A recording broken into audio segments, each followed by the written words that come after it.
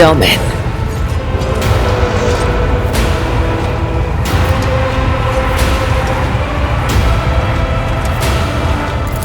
The Vizier taught us that there are many like us throughout the Imperium who spill blood in his name. Death cultists, as they call us. He said that no two death cults are the same, just as there are no two identical stars in the void. I will tell you about the blood-spun web, but I cannot speak on behalf of all death cults. The blood-spun web holds the bays of the flagship together with the threads of its faith. Such is our service to the Domini of the von Valancius line. The Undying One commanded the Domini to embark on a ship and sail the void's expanse. And thus, it became our duty to protect your dynasty and the Ark that became its home. This great relic of blood and adamantine. Some loathe and fear us. They call us murderers and reapers. Others call us dancers of death, who send the souls of the dead on their way. Both are right. Both are wrong. We are servants of the undying Emperor. When he whispers that the time has come for a righteous martyr's soul to be laid in his blessed hands, we come to claim it. When he whispers that the wicked must know of his wrath, we come to reap. This is how we maintain order on the ship, unseen and guided by death's will.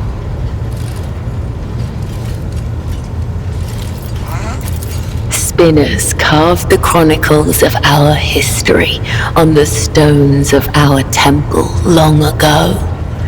But fate and time have erased our past, just as an exploding star erases a part of the galaxy from existence. It is the Vizier's duty to watch over the flock, to lead those who want to learn more of the Undying One, but are fearful of death, and guide those who seek answers in death, but do not know how to live. The Vizier protects all, those who do not know we exist, those who are grateful for our service, and even those who hate us. The Vizier sees what is to come, remembers the past, and accepts the present. They spin a web of faith and blood so strong that no enemy may sunder it. This is the Vizier's burden. This is the legacy of the matriarch spider. It is said that she was one of many, born in the void, the Domin's subject. She honored death instead of life, and for this, she was persecuted. It is said that when the arch-enemy's forces invaded the flagship during a warp jump, she gathered the Undying One's servants around her and saved the ship from ruin. Together, they spun the first threads of the web to ensure that such devastation would never happen again. It is said that she was strong and indomitable, but as the years passed, her heart became as stone, and thus the Undying One whispered her name to the one who would become the first Vizier of the blood-spun web. Through blood, sweat, tears, and the strength of their convictions, The servants of the undying one spin the souls of your subjects into threads of balance. This is why we refer to ourselves as spinners. Those who are newly committed to the blood-spun web are called lesser spinners. If they are faithful in their service to him, they may eventually become spinners. The most devout of us all are known as the high spinners, of whom there are 7, each bearing a unique title. The Vizier, the first spinner, leads the cult. I, Kibellah, am the second spinner. The third spinner's name is Io, and there are 4 more.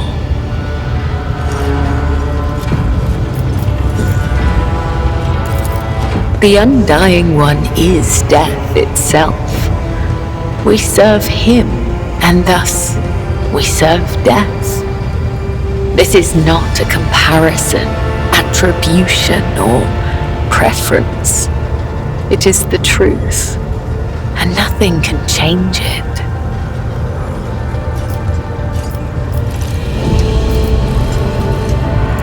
The tenets are knowledge, an art that is passed down from one generation of the blood-spun web to the next. Even so, there are spinners who will never fully comprehend this knowledge in the time allotted to them by the undying one. The tenets dictate how one follows the thread of life, but they are also the thread itself, from first breath to last. The tenets cannot be taught, they must be lived. Only then will you understand.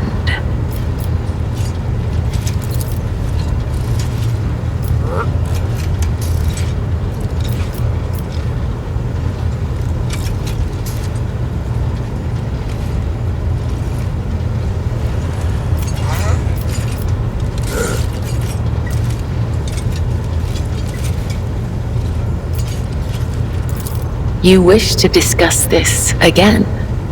The past should remain where it belongs. I remember nothing of my childhood. The Vizier says this is because of my training and the injuries I received in battle. He told me it is the fate of all high spinners. The only memories I have are of the blood-spun web and the brothers and sisters who serve the cult alongside me. When we were young, we would sew our eyes shut and wander through the bays for months at a time, starving, surviving, dying. This trial of darkness honed the senses of those who passed it. We were elated, for we knew we were blessed by him. When we grew older, we learned to wield our weapons, and our mentors tested us with pain, poison, and the weight of deceitful words. In time, our bodies no longer felt pain.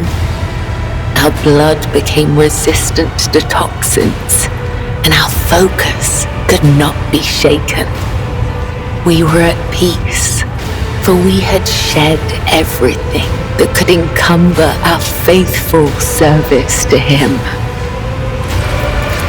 When we came of age, we faced a great trial, a year-long vigil spent in unceasing prayer to the undying one. When hunger and other base sensations faded away, we attained true comprehension of ourselves and our place in the world, our place between life and death. We were proud, for on that day, he truly accepted us, and we accepted him. It is impossible to understand the value of your body and spirit if you've never experienced physical or emotional pain. Pain is temporary, but experience endures. Experience can be sharpened like a blade and turned into mastery. I've never regretted walking the thread I was destined to follow. When we join the cult, we relinquish our past. The blood-spun web becomes our new family.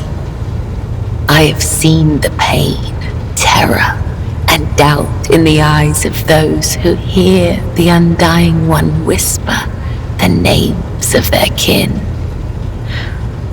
For some, the blessing of oblivion is a gift not unlike death.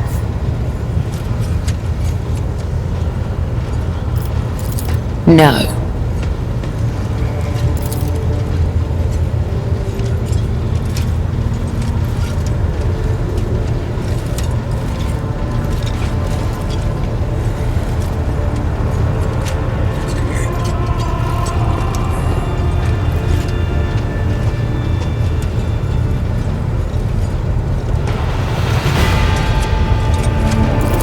It brings me comfort when my brothers and sisters cross to the other side. The Undying One has called them to his side so they can serve him in ways we cannot. Attachment makes us weak. The weak meet their demise prematurely. But such death does not please the Undying One. For a soul must not be claimed before their time has come. It is true that spinners occasionally cross paths with those outside the cult, but such paths always diverge in the end. We may walk the same road together, but we are nothing more than temporary traveling companions. It is similar for those of your retinue. Our threads may intertwine for a time, but all will go their separate ways, as is inevitable. But not you and I, Domin. Our threads cannot be unwoven, and only the Undying One will end my service to you.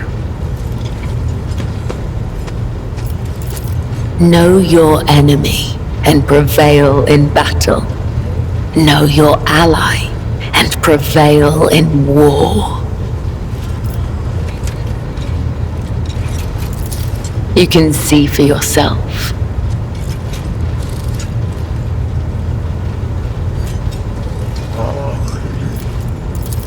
Is it possible to experience pleasure if one feels nothing? Tools for tempering the flesh. If a spinner neglects this practice for too long, their body will weaken and their sensitivity to pain might return.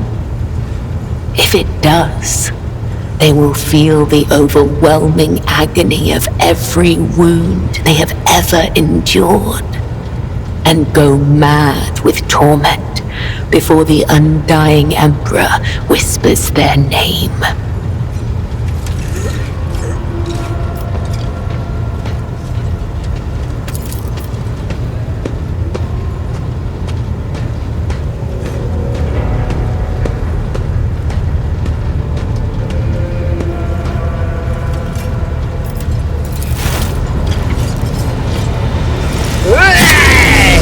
The flesh remains untorn.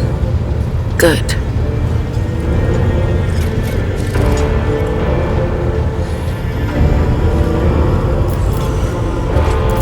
You need not be afraid of your shadow. It is merely an image of yourself. Do you have other questions? It is not difficult to speak the truth.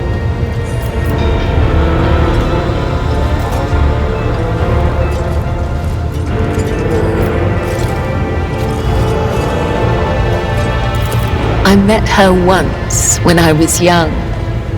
The Vizier saw a serpent hiding among those close to Domin Theodora, ready to sink its fangs into her throat.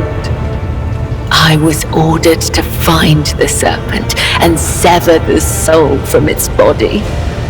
I watched and waited for weeks. I hid among the shadows, the air ducts and the faceless masses. Once I found the serpent, I sliced off its head and returned to the temple. I doubt that Domin Theodora ever saw me, but the 3 ritual cuts I left behind on the body let her know that this death was pleasing to him. They sent us a grand feast from the upper decks before the cycle's end. We gave it to the hungry.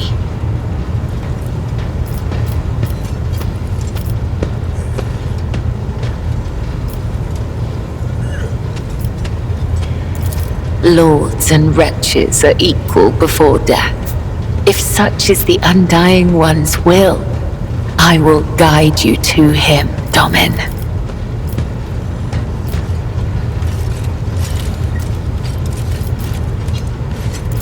Ask, Domin. It is a holy relic that has been passed down from generation to generation. Only the first and second spinners are allowed to study the sacred cards and interpret their meaning. We use his tarot to guide the cult and discern the tangled threads of fate.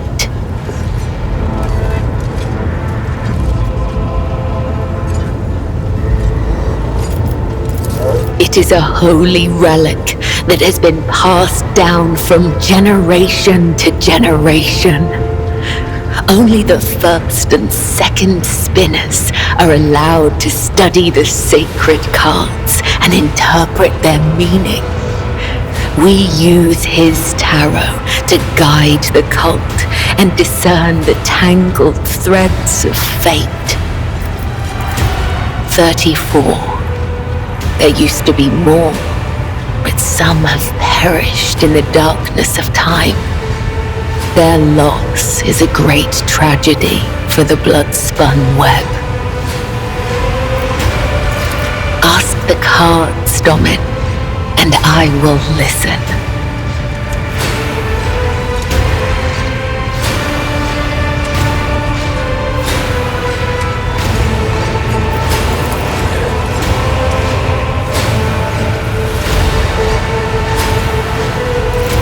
The Harlequin, the Martyr inverted, the Sword, the Inquisitor.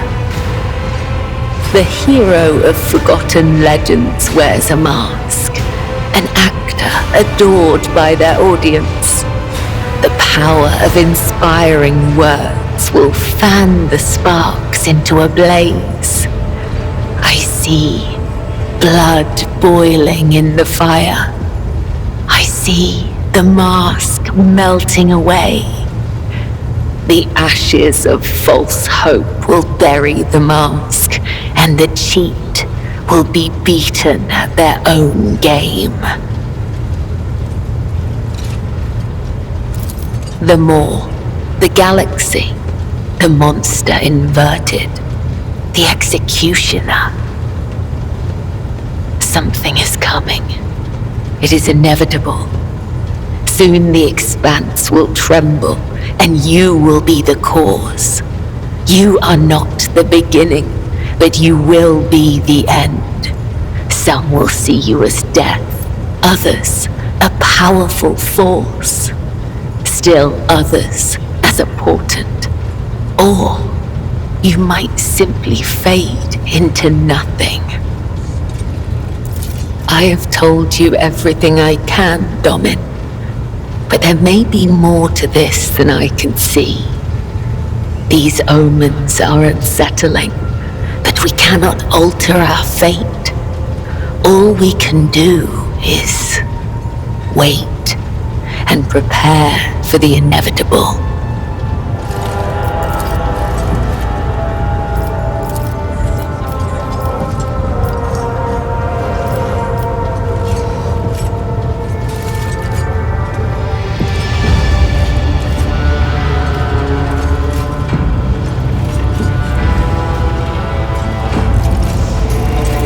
I am ashamed of what I said, of how I acted, of my hesitation.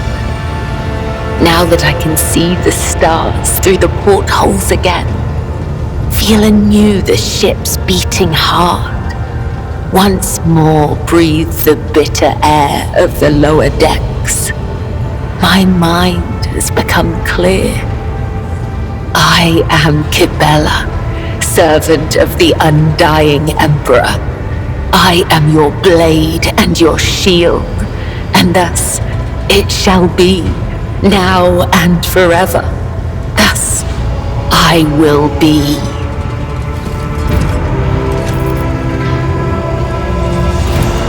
May the Undying One shroud your footsteps from the faithless.